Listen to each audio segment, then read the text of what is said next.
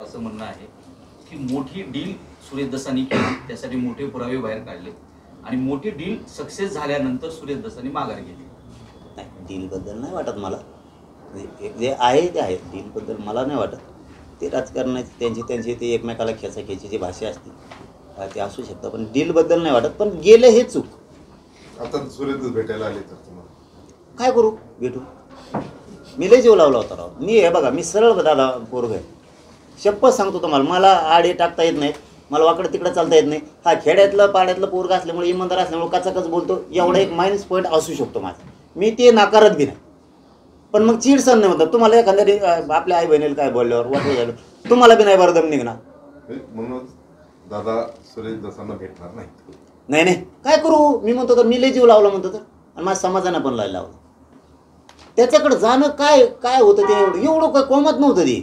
हा, आपल्या माणूस काय ते माणुसकी शब्द दस तर माणूस काय, पण माणूस मेल्यावर जातात माणसं म्हणतात आपला वैर संपलं, माणूस मेला. यायला ते कोणाकडून बघत आहे टाका यायला, आणि ते म्हणतो डोळ्याचं ऑपरेशन झालं.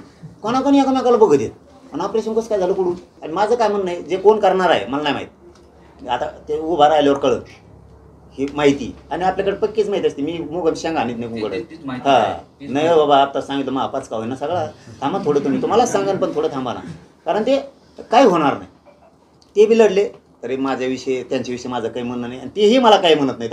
ते आंदोलक पण फक्त माझं म्हणणं आहे, समाजाला मिळताना मिळू द्या, पण सरकारनं हे करायचं काय गरज?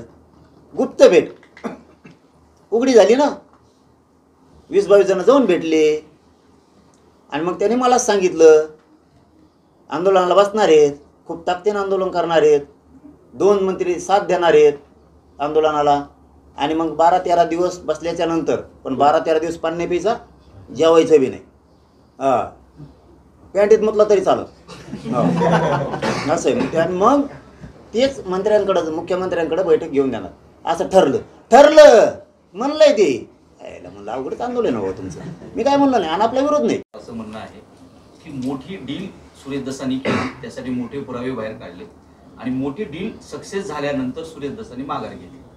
नाही, डीलबद्दल नाही वाटत मला. जे आहे ते आहे. डीलबद्दल मला नाही वाटत.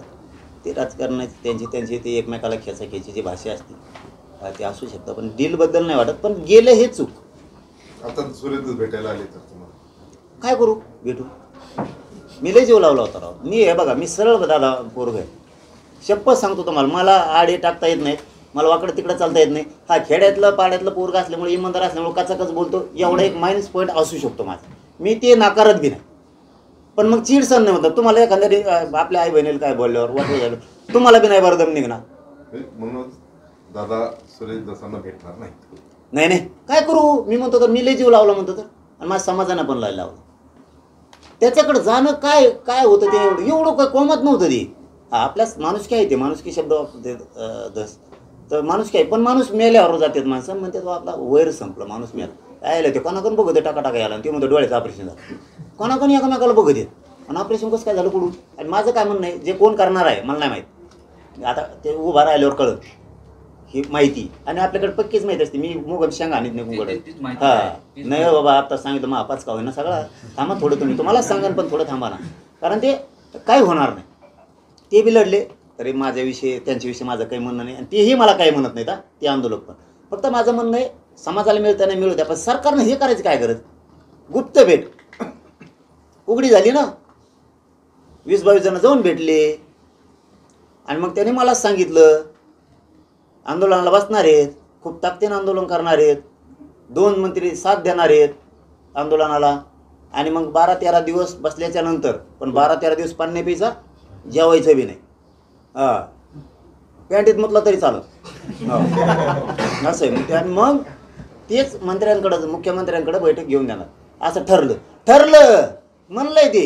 यायला म्हणलं अवघडच आंदोलन हवं तुमचं. मी काय म्हणलं नाही, आणि आपला विरोध नाही.